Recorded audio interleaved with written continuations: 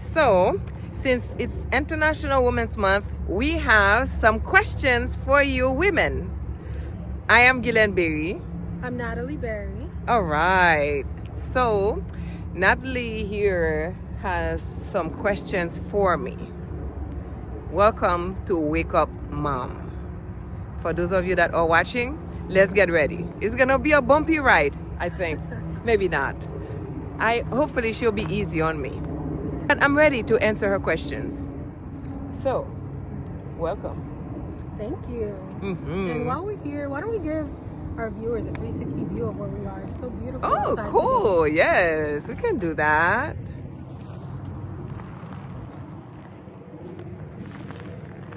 Nature. We're here, we're outside, as you all should be if you can. Walking. It's nice to get some sunlight, some natural fresh air. If you can,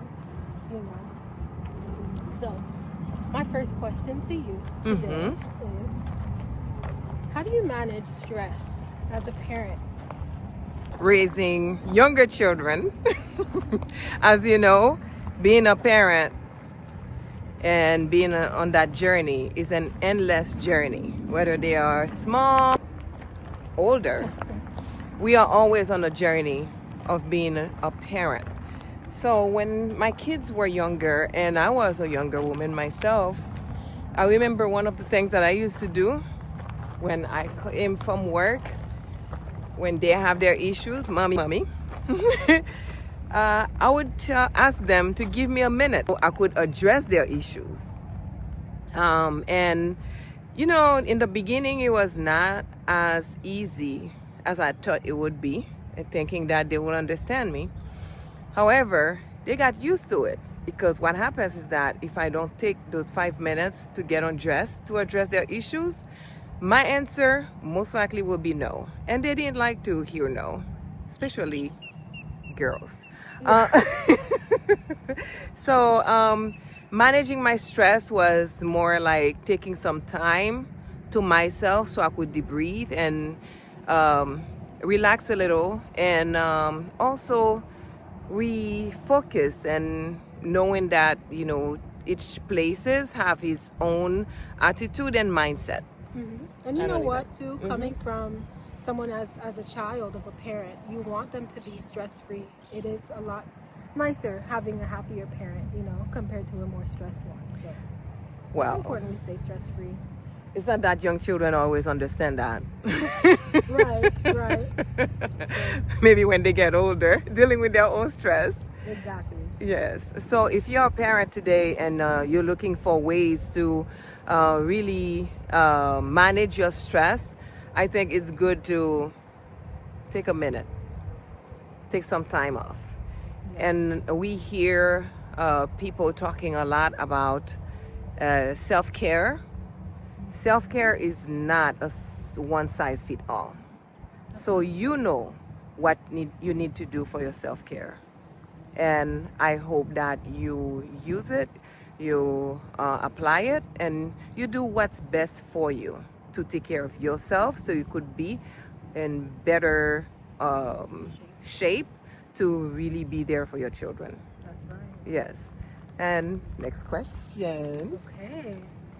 So my next question to you is, aside from taking these walks with me, I encouraged her. I almost had to really force her to come. But no, seriously, how do you stay grounded, How do you stay grounded when you know that this life is all about, technology, social media? How do you stay connected to your loved ones and your family? And now that it's a different season in my life, and I encourage you to find out what it is that's more important to you. And like I said earlier, that self-care is not a one-size-fits-all. It's also a different way to learn what works for you. So now that I'm in a different season in my life, what works for me right now is reading. I love reading. I used to listen to music a lot. I still do, but not so much so than learning new tools, new tricks, find out what's going on when it comes to technology. But to each his own. Some people love TV or watch other people do programs. I do watch other influencers, not all of them. It depends on what it is that they're doing. I try not to watch the news too much because it has this effect on me that I really don't like. Yeah, it can be depressing. Yes. So I would say it depends on what it is that makes you feel better. So that's how you stay grounded. How do you stay connected to your family now? In this age of technology. I still love calling people. And I know that people use text, they use WhatsApp, they use Instagram. I like the idea of calling someone, pick up the phone and hear their voices and hear what they have to say and hear the emotions of how they are saying what they are saying to me. So it depends. It's good to stay in touch. However, before calling someone now, I need to know what are my intentions. Before connecting with someone, I need to know why I want to connect with that person. Because so many times we just want to talk just to talk. And now I want to talk so I know what impact I'm making on that person after this conversation is over. What does that person feel? And what do I feel? And it's not just talk and share. It's the mindset of knowing what are my intentions on this conversation. So, yes. Okay. So while we're on this topic too, family and staying connected with your loved ones, what is some maybe advice that you would give to people my age or other young people who are wanting a successful relationship, maybe romantic relationship? What's some advice you would give them, for finding the right one or dating intentionally? That's a good question. I would suggest that if you're in your 20s, younger or older, and you're looking for someone, it's best that if you're single, enjoy being single right now.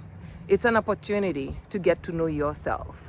And even in the Bible, it says, love thy neighbor as you love yourself. So you need to get to know yourself, love yourself, understanding what is it that you want and who you are before you ask someone to give you something so you'll know what exactly that you're expecting. So if you're single right now, enjoy being single, get to know yourself, know what makes you feel good and what you no longer accepted. And when we first started, we were talking about the different seasons in your life.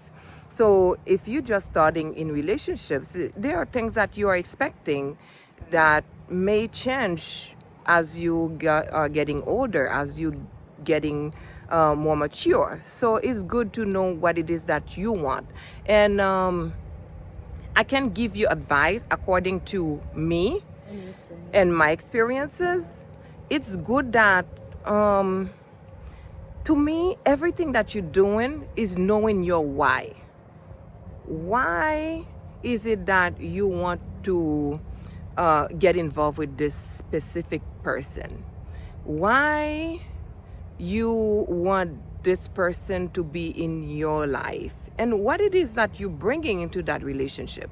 Because it's not just expecting from someone, but there's a question that I hear young people ask: what do you bring into this relationship? What do you bring to the table? What do you bring to the table? So what do you bring to the table? Ask yourself that question before you ask the person what they bring to the table. So what do you bring to the table? And I think this is a good question to start with. Yeah. And even from my perspective, with my background learning a lot of psychology techniques and self-care techniques, one big thing we must do in all relationships whether it's romantic or with family, friends, is just to set boundaries. If something makes you uncomfortable, you have to be willing and able to communicate these things to the people. They, we are not mind readers, unfortunately, but if you are able to communicate effectively with anyone, you would probably be more likely to have a successful relationship with that person. And that's one thing that I still am working on, but I know that as I'm intentionally practicing these things, I'm getting better and better at it, and now I Boundaries. Boundaries. Yes, that is very important. Yes. Because setting boundaries to me, and I did some research on it, because when I published the book, adjust the volume until the message is clear. That's something that I had to get clear about, because when COVID started, it was a different lifestyle for us. Yeah. It was a different way of communicating and even showing up. So I had to do some research about that, because I needed to manage my mental health. And also, when I spoke earlier about being intentional, so it's all part of knowing who you are. So boundaries for me may not be boundaries for you or for you that's watching, but it's up to you to determine where you set your own boundaries. And to each his own, because we're talking about wake up parents. If you have a baby that is like 6 weeks old, the boundaries that you want to set with this baby that is 6 weeks old and a 6-year-old are different. So therefore, I think that it depends on where you are in your life, and you set up your own boundaries. Since we're talking about relationships as well, we have a tendency to accept certain things in the beginning of the relationship, because we want to create a hook for that person. It's not just a YouTube thing. That's right. And so that hook later on probably would not work for you. So all I'm asking you is to be real. Be real. Don't be too tough on yourself. Don't be too tough on the other person. However, it's good to let the person know what you accept, what you do not accept. That's right. Early on. Early on. So there is no surprises, and there is no hook, so you could get married or you could get closer to that person. Yes. Being real, everything have consequences. It's up to you to know what you're willing to pay. Yes. Yes. And on that note, I just want to say thank you. I'm so happy that you were able to come on this walk with me today. Mm-hmm. And I want to say thank you to all of the viewers too. Yes, and I want to thank you for being there with me. I love your energy, and you being here with me, you be doing this interview with me, made me feel more comfortable sharing. And people, we need each other. We need connections. As much as we think that everything can happen virtually, we need people. We need people. Yes, and we need each other. So if you don't mind, we can continue walking while we are chatting. And if you have another question while we're walking, we can definitely do that. So let's do another 360 view of this beautiful park here in South Florida. And for those of you that are watching, I hope that you are learning something new, not just about other people, but also about yourself. And know that whatever you decide to do, there is a consequence. And what you do today would definitely determine how your tomorrow is gonna be like. It's not that today is over and that's it. And also, one of the things that I want to share with you, let go. Let go of past relationships that did not work.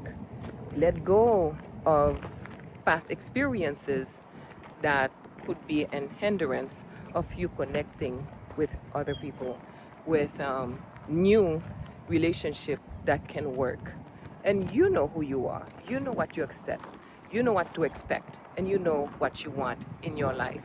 So remember, you can always like, share, and also subscribe to our channel.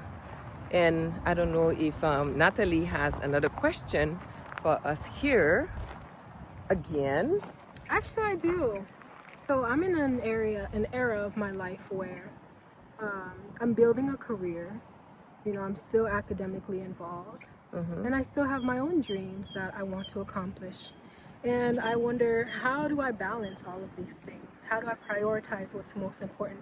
Of course, we need to prioritize, you know, making money and paying bills. These are the things that come with being an adult. But as far as my own dreams, how would I prioritize those in a way that I can still be happy and accomplish the things that I need to accomplish? You know what, Natalie? Instead of just answering that question, I would ask you some questions that when you go home or you have some time and space to really write on your journal, to write those questions down. Who are you? What do you want to accomplish in your life? Where do you want to go? What brings you joy? What makes you feel healthy? What is the best thing that you can do to feel love, not just for yourself, but also to make someone else feel that you are loving them? And those questions will definitely give you the answer of what you're looking for in your life and what gives you pleasure, what makes you feel fulfilled in your life. Because, you know, some people right now, they can choose not to go to school and choose to jump into a business. Some people may feel like they are lifelong learners and they rather go to school and learn. Some people may feel like, oh, I want to have babies. Yeah. Start a family. Start a family. Some people maybe they want to travel. Some people would rather give up being free, staying with their parents so they could have enough money just to do things, or choose not to work so they could have more time to do the other things. Yeah. But you know, in life, everything has to be balanced. Yeah. Because if you need to travel, you're gonna need money to travel. If you're gonna need the freedom, you know, your parents, they are your parents. Well, some parents might be more tolerant than I, but parents are parents, and there are things that they may not tolerate. Right. And also, you need to know what is it that you're willing to give up to live the best life that you are dreaming of. You know, because in life, remember that everything is a process. So in order for you to get to that process of making progress, you got to pay the price. Yeah. So what price are you willing to pay? Right. And I hope I answered your questions by asking you questions Right. that you can work on. Yes. Because it's you, it's your life, it's your decision, and you need to know what works for you. Because, you know, when you're a baby, I used to make decisions for you. Now that you're grown, there are things that you want to experience yourself. There are things that you wish that I could have done better or differently. Yeah. And as you are getting to know yourself, I had to do that exercise with me when I was taking this master coaching class, because I'm a life coach and I had to do this training. I had to do this work with myself. Of course. If I was a 5-year-old child, how would I want my mother to show up for me? Show up for that 5-year-old girl. Ask her, what is it that she wants from you as a mother, as a father, as someone that is represented as a leader in their lives? So that 5-year-old girl will answer a lot of the needs that you have today. Yes, Yeah. I agree. And I have this question for your followers as well and your viewers. I want to know what you think out there. You know, what are some ways that you can balance all these things? Like my mom just mentioned, you have a lot going on, but you need to find that balance between the things you love and, you know, the things you have to do. What do you all think? what are some things and tips that you can share with each other and with me about how to balance these things in life? So remember to share your comments. And like this video. and share this video, because hopefully you'll find some value in it, and hopefully other people will find some value in it. And in the meantime, remember, wake up parents, wake up mom, you have to do the work. And if you're not a mother yet, be there for this 5-year-old self, that girl, that boy that needs you in their lives. And remember, let go of the things that are no longer working for you, so you could make space for beautiful things in your life. That's right. I'm Gillian Berry. I'm Natalie Berry. So I hope you enjoyed it. Thank you for watching, sharing, liking, and commenting. Until next time, may God bless you. And I wish you health, peace, and love. Thank you.